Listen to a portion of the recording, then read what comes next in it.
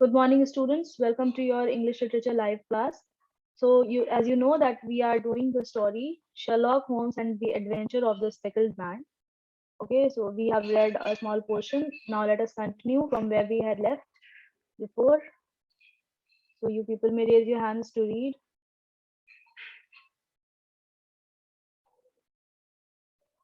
Bhuman, you can read. Julia and I led miserable lives. We did all the housework as no servant for long in our house. Julia was only 30 when she died 2 years ago. She was engaged to be married to an army major. My stepfather did not object to the engagement. However, my sister died a fortnight before her wedding day. Only one part of our house is inhabited. The bedrooms are on the ground floor. There is no connecting door between them, and they're all open out into the same corridor. One night, Julia asked me if I had ever heard anyone whistle in the middle of night, and then a clanging sound like pieces of metal falling. I told her I didn't hear anything. We thought it must be have been the gypsies. We always locked our bedrooms doors at night. We were afraid of the cheetah and the baboon. The particular night was a wild and stormy one. I could not go to sleep. Suddenly, I heard my sister scream. I rushed out into the corridor. I heard a low whistle. At same time, my sister ran out of her No, room, shrieking, "Oh my no, God, Bhuman, just Helen! stop. You've already read two paragraphs. Now you should stop. It." Okay. So, now as you see, she has been telling her story, okay, background in order to help Sherlock Holmes to find out the details about the case, so that that would help him to solve the okay, solve the case which she had brought to him, or for which she had gone to him so that she could consult his advice, right? So further she says that Julia and she herself, both of them led miserable lives. That means pathetic life. Okay, very unhappy, unpleasant life, because they used to do all the household work. Okay, all the household chores they used to do. Why? Because no servant used to stay for a long time in their house. And why no servant could stay for a longer time? First reason is that because the wild animals used to roam around, so nobody was so daring enough so as to live around wild animals like cheetah, right? And the other thing is that the nature of Dr. Roylott, it was very rude and rough, so nobody could withstand Dr. Roylott's nature.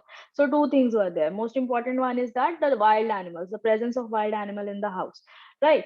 So nobody could stay there for a long time. So therefore, no servants, and because of which, eventually these two girls only had to do all the work, right? And then Julia was only 30 when she died 2 years ago. So right now, what is the age of Helen Stoner? 32, because both of them were twins, right? So Julia died 2 years before when she was 30. So 30 plus 2 gives you 32. So right now, Helen Stoner is 32 years old. And Julia Stoner was 30 years of age when she died. And what was the scene back then? That she was engaged to get married, okay? And she was engaged to get married to an army major, right? And and their father, Dr. Roylott, he did not object to the engagement. He was ready. He gave his agreement to their wedding, right? And he agreed to it. He gave his consent, and everything was set. Okay, her marriage was about to take place, but then what happened that before a fortnight, right, fortnight before her wedding, that means 15 days, around 15 days before her wedding, Julia Stoner died. Okay, how did she die? That is a mystery. Fine. So nobody knew how she died, but then fortnight means 2 weeks or 15 days. So underline and write down. She died 15 days before her wedding. Okay. So this was about Julia Stoner. Then further, she goes on to describe her house, okay, which was there in Stoke Moran. So she says that only one part of their house is inhabited. That means occupied. So they used to they used to live only in one part of their house. And then she goes on describing the bedrooms, that the bedrooms were there only and only on the ground floor. So the ground floor was occupied with bedrooms, and there were no connecting doors between two bedrooms. So all were separate, right? So they were not attached from inside. Okay, so because the doors, all the doors, they all open out in the same corridor. So there was a corridor and there were rooms next to each other, and there was no connecting um, door between two bedrooms. Right? Have you understood this scene? That all the doors, the door are opening. In all, of all the rooms, the door are opening in the corridor only. Okay, so they were not connected from within. Then she said that one night what happened, that Julia, she asked Helen if she could hear any voice, any whistling sound or hissing sound in the middle of the night, right? So Helen said that she had not heard of anything of that sort, and then Julia also heard of a clanging sound, a clinking sound, like a metal, when a metal falls on the ground, so it clinks, right? The sound it makes. So she could hear that as well. Who could hear? Julia could hear that as well. Fine. So, but Helen could not hear anything. Helen said that she was unaware of whatever Julia was talking to her. She had not even heard the whistling sound, and she had not heard the clanging sound as well. So she was completely clueless of what Julia was talking about. Right. And then they came to a conclusion that it must be gypsies only making the noises, because only they were allowed in their house. Okay, and nobody else, right? So they used to always lock their bedrooms at night. Why? Because they were afraid of cheetah and baboon, so that they could not enter their room while they were sleeping. That is why they always used to lock their bedroom before they go to sleep. And that night was a terrible night, wild, stormy one, very very terrible one, because um, there was something, uneasy in the atmosphere, which did not let Helen Stoner go to sleep. And then suddenly what happened, she heard her sister scream. Who is the sister? Julia. So she could hear Julia scream. Okay. And then when and afterwards she could hear a whistle sound as well. So first she heard Julia screaming, and then she heard a whistle sound. Fine.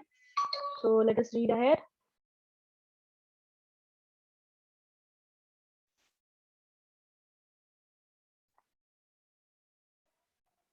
Yes, Priyanshu. At the same time, my sister ran out of her room shrieking, "Oh my God, Helen, it was the band, the speckled band." She fell to the ground unconscious. My stepfather sent for medical aid, but she never recovered. There was an inquiry after her death. The coroner could not find out what was the cause of her death. I think she died of fear and shock, but I cannot imagine what frightened her. Two Okay, years. you can stop here. Yes. So now what happened is that when Helen heard all these things, so she did what? She ran out of her room to find out what is happening. Right. So when she came out, she saw that Julia also came out of her room, running out of her room and shrieking. That means shouting in a shrill voice. She was so much frightened, so much shocked, and that fear was there evident in her voice. So she shrieked. That means cried in a shrill voice. Okay.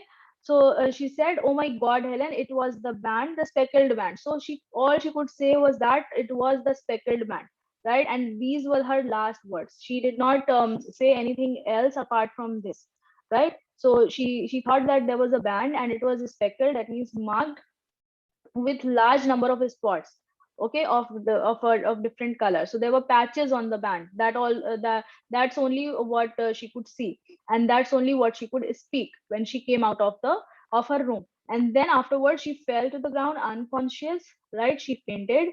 Their father, Dr. Roylott, they sent for medical help. Medical aid means medical help. And but as a result, what happened, it was futile, because she never recovered. She died, right? So as and when she came out of her room, she shouted, okay, she shrieked, and she just could tell Helen that it was a speckled band. And then afterwards she died. So there was an inquiry, because she died mysteriously. Okay, so there was suspicion about her death. So there was an inquiry made, but it did not yield any result. Fine. So the coroner could not find what was the cause of her death. One who investigates, so he could not find what was the cause of her death. And Helen says that she thinks, because I mean, to her knowledge, she thinks that she died of fear. Julia died of fear and shock. But what was the thing which frightened her to such an extent that she died? That is unknown to her. Okay, she could not figure out what was the thing which frightened her. Right. So let us read ahead and find out. Yes, Arav.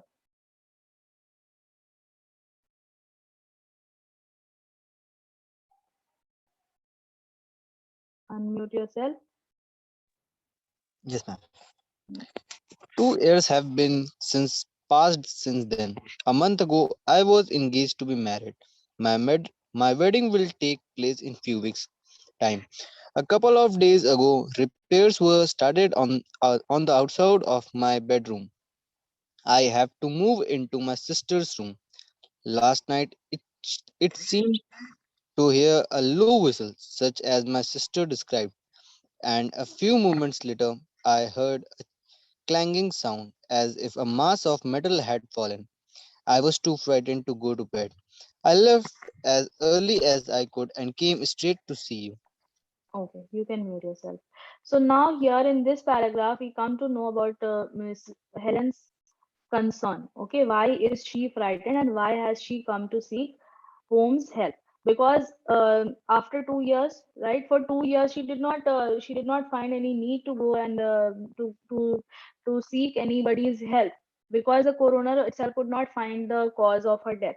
But now, when she is engaged and she's about to get married, right, in a few weeks' time, so a couple of days ago, she was made to move to Julia's room. Why? Because there were some repairs which had to be done in her room on the outside wall of her bedroom. So she was moved. She was asked to move to her sister's room. And last night, on the night before, she could hear a low whistle. Everything which her sister described to her, right? Julia told her about. Now she could experience it when she was living in her room. So the previous night she could hear everything, low whistle also. She could hear the clanging sound also. So she was very afraid. She was very frightened that she might also die of the same reason.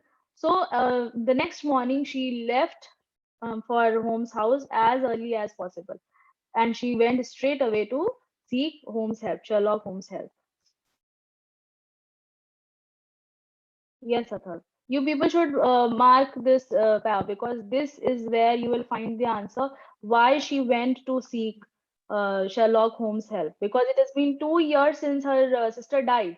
In that time, she did not find any need to go and ask for help. But then now what is there? What is the concern? Right. So this is the paragraph where you'll find the answer. Yes, There Athar. was a long silence. Holmes then said, if we went to Stoke Moran today, could we examine the rooms without your stepfather's knowledge? Yes, you could. She replied. He is coming to London today for some business. Very well then, said Holmes. We shall be there in the afternoon. I shall look forward to seeing you, Mr. Holmes. She said and left.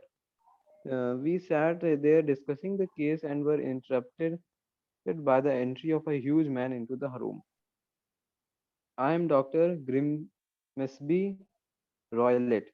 He thundered, leaving my stepdaughter alone. Don't meddle in our affairs. I am a dangerous man, so look out. Having said this, he strode out of the room. Come on, Watson, said Holmes. We have work to do. Okay, you may stop here. So now he, after listening to all the story, there was a long silence. Now this long silence denotes that Holmes was analyzing everything, whatever details he fetched from the story being told by Helen Stoner. So he was analyzing it, right? So there, this long pause or long silence indicates that only. Okay, when you absorb the things in your mind. So that is why there was a long silence. Then Holmes said that Holmes asked for her permission if they could go and examine Stoke Moran that day. right? Without their stepfather's knowledge. That means without Dr. Roylott's knowledge. Dr. Roylott should not know that Sherlock Holmes and Dr. Watson would be going to Stoke Moran to examine the house. But fine, because now he was under suspicion. Dr. Roylott was under suspicion now. That is why he has asked that is why he asked Helen Stoner to that she should not let Dr. Roylott know about their presence in the house. Okay, about them being going to the house and and examining the house. So she said that yes, she was affirmative of it, and she said that yes, they could come because why? Because Dr. Roylott would be going to London. Okay, they lived in Surrey, right? So and Sherlock Holmes lived in London. Atharv, start your video. Dr. Roylott, this Sherlock Holmes, he lived in London, and Helen Stoner, along with her father, they lived in Surrey, Stoke Moran. So she said that her father won't be there, and he would be going to London for some work, for some business needs, for some work.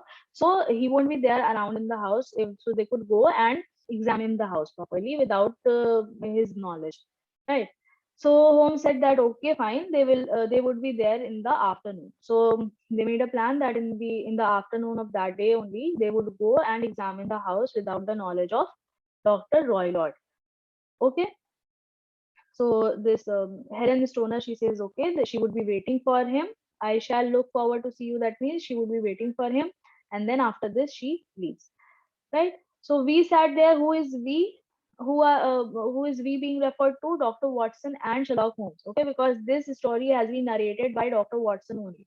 So Dr. Watson is saying that he and Sherlock Holmes sat there for some time discussing about the case, and then their discussion was interrupted by the entry of a huge man, a heavily built man, a good physique, a man with good physique. He came into the room, and who was the man? He was Dr. Roylott only, Dr. Grimsby Roylott. So here you come to know the full name of Dr. Roylott. Okay, so Dr. Grimsby Roylott, Helen's stepfather. He came there. He thundered. That means he spoke loudly and forcefully, and he warned them. He threatened them that they should leave his daughter alone, and they should not interfere in their family affairs, in their personal matter, because he was a dangerous man. So look out means be careful. Look out over here is a phrasal verb. It means be careful, right? Having said this, after saying this, after warning them and threatening them, he strode out of the room. That means he walked out of the room hurriedly in long steps. Okay. Then Dr. Holmes said, Holmes asked Dr. Watson that they should continue, they should focus on their work, right? Yes, Yashi, read ahead.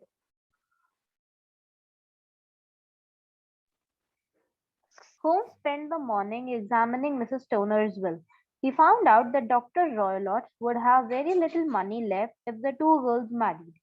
He seemed to have strong motives for preventing their marriage. We took the train to Stoke Moran. When we reached the house, Mrs. Stoner hurried out to meet us. We told her about our meeting with Dr. Roylott. She was astonished. We went to the bedrooms to examine them. Holmes paid great attention to the windows. There seemed to be no immediate need of repairs to Mrs. Stoner's bedroom wall. It seemed to be just an excuse to move her from her room. We then made our way to Miss Julia Stoner's room. The late Miss Julia Stoner's room seemed quite ordinary and homely. Holmes walked around, observing every detail. He walked over to the bed, which was fixed to the floor, stared at it, and gazed up and down the wall. There was a little opening about 6 feet above the bed. It was a ventilator with a loop of whipcord dangling from it. Okay, you can hear yourself now.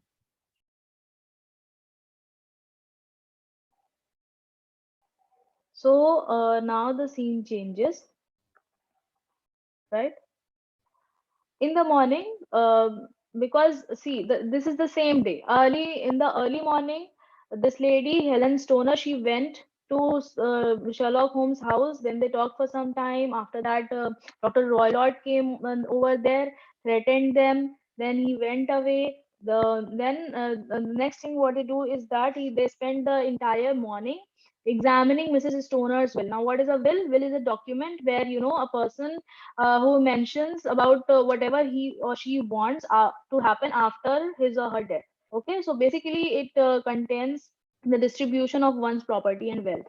Fine. So that is will, right? So they were examining the Mrs. Stoner's will, that what all she had mentioned in that will regarding her property or regarding the distribution of her money or the large considerable amount which she had left behind. Yashi, keep your video on. You are right in front of my eyes. So what does he find? He finds out that Dr. Roylott would have very little money left if the two girls married, right? So whatever money she had left behind, she had already told that Dr. Roylott was only the custodian of the wealth. He was not supposed to own that money, because from that amount he had to give annually some money to both the girls, right? So after distributing the money, he would be left behind with very little amount. Okay. So now Sherlock Holmes he analyzes that now Dr. Roylott has some very strong motive, strong reason for preventing their marriages. Okay. So this is the point of suspicion, right? So here you can mark first point which led Sherlock Holmes to doubt Dr. Roylott. Okay, so because he would have very less amount of money left for him, that is why he was trying to prevent their marriage, because if the girls would not get married, so the money would not have to be distributed among between them, right? So what did they do? And the next thing they did was they took the train to Stoke Moran. They went to Stoke Moran, and when they reached the house, Mrs. Stoner came out hurriedly in order to meet them, right? And then what happened is that they told her, the first thing which they did was to tell her about Dr. Roylott. Okay, because they told her that Dr. Roylott came that morning to their house, and he had threatened them. So she was astonished. She was surprised. Astonished means surprised. Okay, taken aback that how is it possible? Because she veiled herself heavily so that nobody could find out where she was going. And Dr. Roylott did not have any. She did not speak to Dr. Roylott about to where she was going. But how come he was able to get an idea that she had gone to meet Sherlock Holmes, and then he also he chased her, and then he went after her and met these two, Watson and Holmes, and threatened them. Then so this was the point which surprised her. Then they went to the bedrooms to examine them. So they went to different bedrooms, Helen's, Julia's, and Dr. Roylott's bedroom. So Holmes paid great attention to the windows because he wanted to know about the openings. Okay, as Helen told him that all the rooms were separate enough and they had only one opening, which opened in the corridors only, and there was no connectivity between two rooms, right? So he was paying great attention to the windows, because so as to know the entrance and exit, right? If there is any other entrance or exit apart from the door. So there seemed to be no immediate need of repair. So as you know that Helen Stoner told that she was asked to move to Julia Stoner's room. Why? Because there had to be some renovation being done on the outside wall of her room. So when Sherlock Holmes examined the room, Helen's room, he found out that there was no such urgent need. Immediate need means urgent requirement of repairs to Mrs. Stoner's bedroom. Okay, so it was not at all required. It was just an excuse to make her move to Julia's room. Okay, so this is the second point. Now you have to write on all the points which led him to analyze the result, or analyze what the situation was, or to solve the mystery. So this is the second point, that that there was no urgent requirement of repairing Miss Stoner's bedroom wall. It was just an excuse. Okay, so so as to move her to Julia's room. Fine. Then after that, they moved to Julia's room. Now, this is the description of Miss Julia Stoner's room. Mark it. Okay, it seemed quite ordinary and homely. Okay, and then they Holmes walked around observing every detail. He walked over to the bed. Now, another suspicious thing, that the bed was fixed to the ground. Have you seen any bed fixed to the ground? No. So this was a peculiar thing about Julia's room, that her bed was fixed to the floor, to the ground, and then he stared at it. He looked at it because he was a detective, so he had a very keen and minute observation. So he looked at it and gazed up and down the wall again and again, so as to find out the clue. Okay, and there was a little opening about 6 feet above the bed. So after gazing for a long time, after trying to find out the clue, what was the result? He could see a small opening 6 feet above the bed, and it was a ventilator with a loop of whipcord dangling from it. Whipcord is a kind of rope. So it was a ventilator. That opening was a ventilator. It was around 6 feet above the bed, and not only the ventilator, but also there was a rope, a looped rope, which was hanging down from it. Okay, let us read ahead. Woman, you read, child. Strange, said Holmes.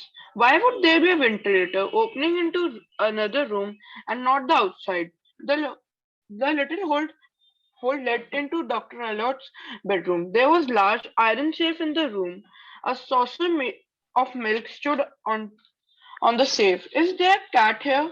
Asked Holmes. No, said Miss Stoner. There's a cheetah. A saucer of milk would not be enough for a cheetah, said Holmes. Holmes looked quite grim. It is a dangerous thing when a clever man turns his brain to crime. He muttered to himself. Then he spoke to Miss Stoner. You must follow my instruction carefully, he said. Your life may depend on it. Watson and I will be in your room. We will investigate the noise which disturbed you. By morning, I am sure, we will have explained the mystery. We will leave now and come back late at night when Dr. Roylott has gone to bed. You must signal to us with a lamp from a bedroom window. Holmes and Okay, I you can waited stop in here. the garden. He Woman, you can stop here. Fine. So when he examines Julia Stoner's room, he finds out that there's a ventilator. Now you know what is ventilator for. Ventilators are there so as to let the fresh air come in and the stale air to go out of the room. So it is there for ventilation, right? But it was very strange. That ventilator was strange because it was not opening somewhere outside. Rather, it was opening in another room.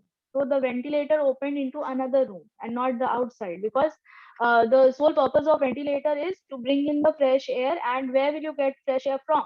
From outside, right? So the ventilator should have an opening from opening on the outside and not into some other's room, somebody else's room. But here the strange thing about ventilator was that it had an opening in another room.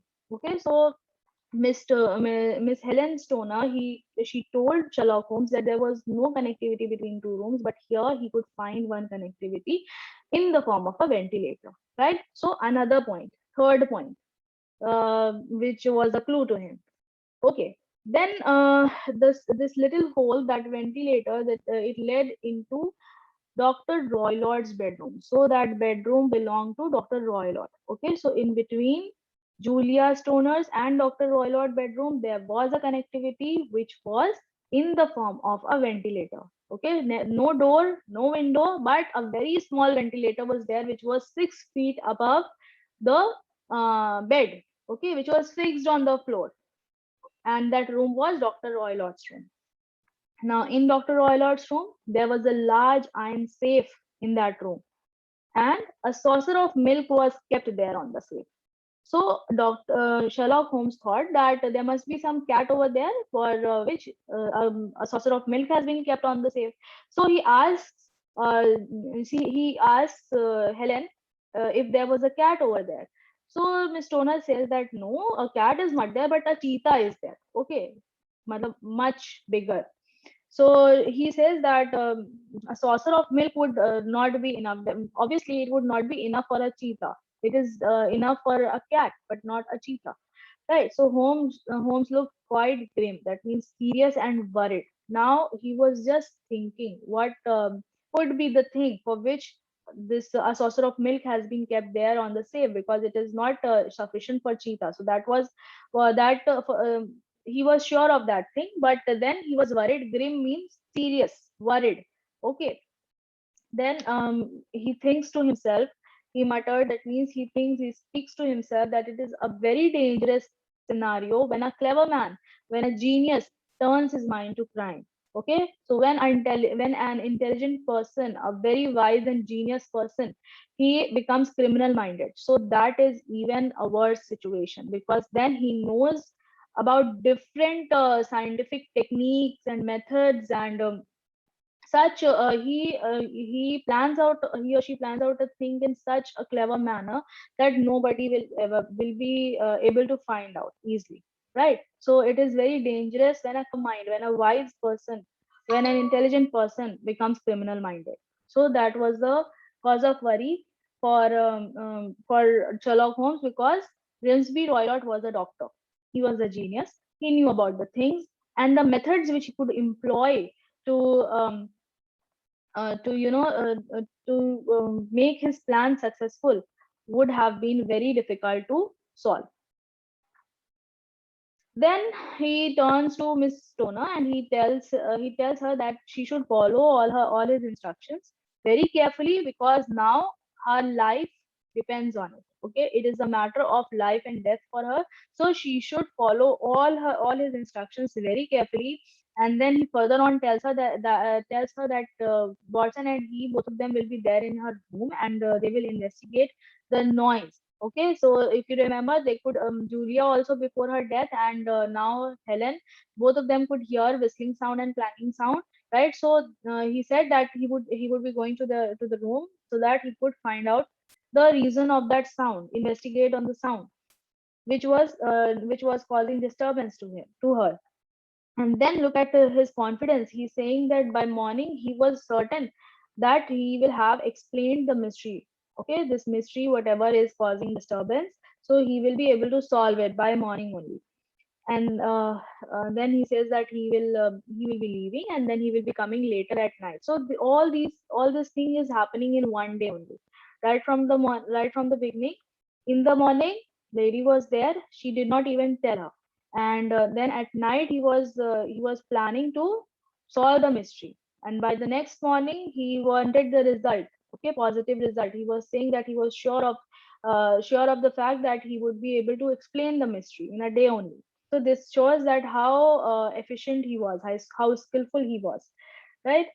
And he says that he would be coming later that night, when after Dr. Roylott has gone to bed. That means after he has fallen asleep, then he would be coming. And how would he know whether Dr. Roylott has slept or not? For this, he had employed Helen only, and he had asked her to show us the lamp from her bedroom window, so that they could know that now that was the right time for them to take the entry in the house. Yes, Angel. Holmes and I waited in the garden. He seemed unwilling to take me with him into the house. There is danger, Watson, he said. I knew it as soon as I saw the ventilator. There is something peculiar about the bed as well. Have you ever seen a bed fixed to the floor? Holmes, I cried, I think I begin to see what you are hinting at. By this time it had become dark. We had been waiting for over an hour. Then we saw a flickering light at the window. We slipped through the trees towards the house. We saw the baboon, but not the cheetah, mercifully. We removed our shoes and slipped into the bedroom. Read Whatever these you two do, lines also. whatever you do, Watson, don't go to sleep, said Holmes. Your life may depend on it. Keep your revolver ready. You sit in the chair and I will be on the bed. Okay, now you can mute yourself. So now after this, he says that Dr. Watson is now speaking, that Holmes and he, both of them, waited in the garden. Waited for what? So as to let Dr. Roylott sleep. Okay, that because after they will fall asleep, only then they would be able to get into the house and investigate on the sound. Okay, which was causing disturbance. So he seemed unwilling to take me. Who is he? Sherlock Holmes. He was unwilling. He was not ready to take him into the house because he knew that the situation could turn very dangerous, right? So he was concerned, he was worried about his friend, so he was a little bit unwilling to take him along into the house. And he tells him also that there is danger. Okay, there is something very serious which can happen inside, and he could sense it as soon as he saw the ventilator. And the most strange thing about the room was the bed fixed to the floor. So these two things caused great worry for Sherlock Holmes. Then Watson says that he can now get where Sherlock Holmes is going. Okay, that everything was done intentionally. Bed was fixed. There was a hole above the bed, and then there was a cord also. But what was it for? They were not able to connect it, right? So they could just find out. They could just figure out the thing that all of this has been done intentionally. There was some purpose behind all these things, right? So he says that now after this little conversation, what happened that it was dark, and then they had been waiting for an hour so that they could get a signal from Helen Stoner. Okay, then they could see a flickering sound. They could see flickering light. Flickering means unsteady. Okay, so something was flickering, a light was flickering because she had shown a lamp, right? So the flame of the lamp is, unsteady, so flickering, shining in an unsteady manner. They could see that, so they got the signal. And when they got the signal, they slipped through the trees. That means they moved silently. These are the words which show the action actually. Okay, if the writer would have used, we went through the trees, we could have not got the idea. But when he used, we slipped through the trees, now we know that they moved silently. Okay, so these are the words which are used to show specific action of the characters, right? So slipped means moving silently, very quietly through the trees towards the house, and they were very happy that they did not encounter cheetah, right? They could see the baboon, but they did not encounter cheetah. Mercifully means thankfully, they were very happy. Fortunately, they were lucky enough that they did not encounter cheetah, because then that could be lethal, isn't it? That could be fatal. So then they removed their shoes so that there could not be heard any voice at all, any noise at all. So they removed their shoes also, and then they went inside the bedroom very silently.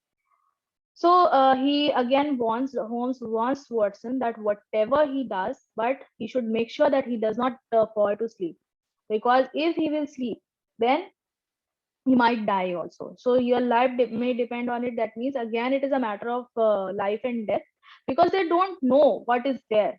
Okay, they just have certain ideas. They have just slight ideas of something dangerous over there, but what is that thing, they have no idea. That could be anything.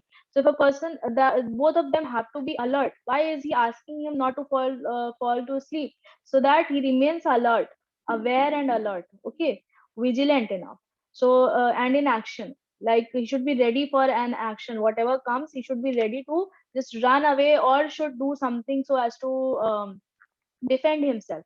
But if he will fall asleep, then will he be able to come into action immediately? No, right? So that is why he is asking him, he's warning him not to sleep. Okay, so and he also asked him to keep his revolver ready and sit in the chair while this person Holmes will be there on the bed. Okay, he has asked his friend to sit on the chair while he will be there in a more dangerous place, that is the bed. Fine. Who has not got the chance to read today? Om, did you read? Okay. Ma'am, may I start? Yes, Kritika, I'll come to you. Wait.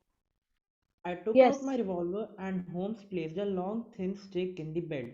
He also kept a box of matches handy. We waited in the darkness for we knew not what. I shall never forget that dreadful night. As we sat in the dark room, we heard the screech of an owl and the cat-like whine of the cheetah. How long the night seemed! Then a of light shone through from the ventilator. It vanished almost at once. Sometime someone had lit a lamp in the next room. There was a sudden gentle sound of movement and then nothing.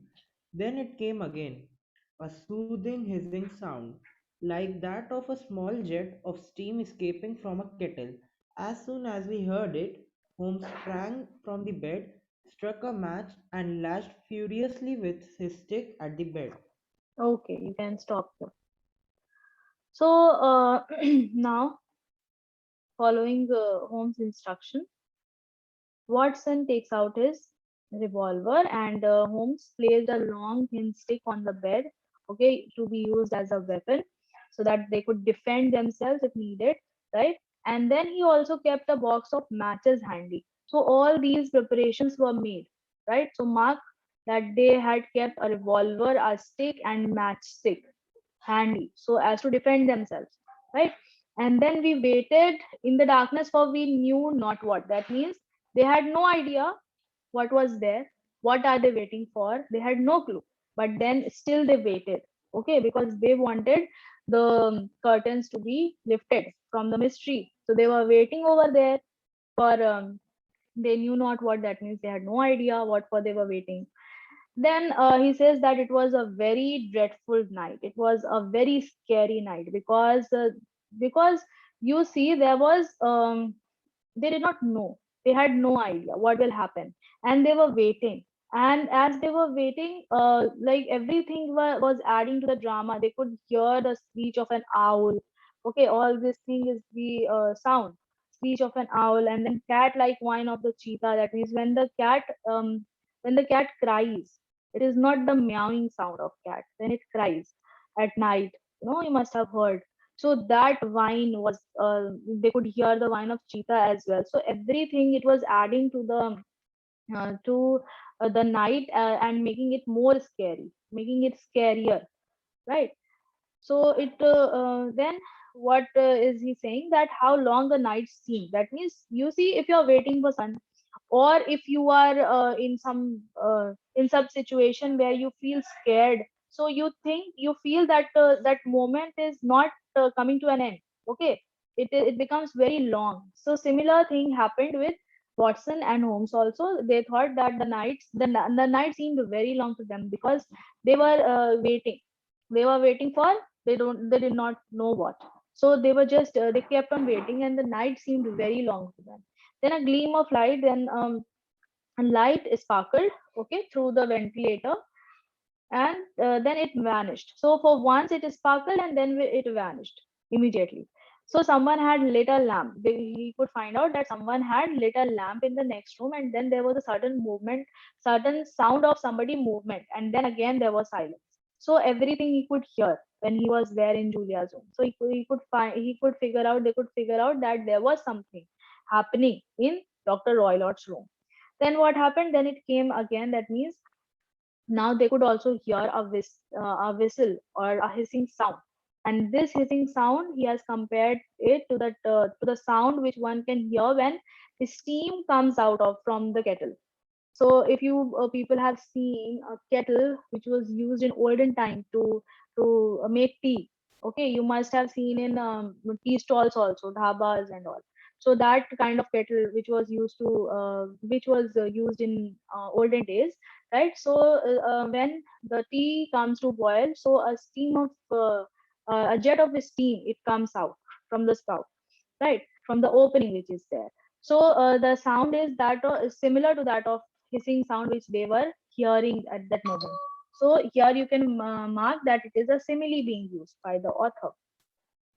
So as soon as they heard that sound, as soon as they heard it, Holmes immediately jumped from the bed. Sprang means jumped from the bed, struck a match, lit a match, and lashed furiously. That means he started hitting vigorously with his stick at the bed. So whatever was there, whatever came on the bed, he just immediately started lashing it. That means hitting it vigorously, furiously with his stick at the bed.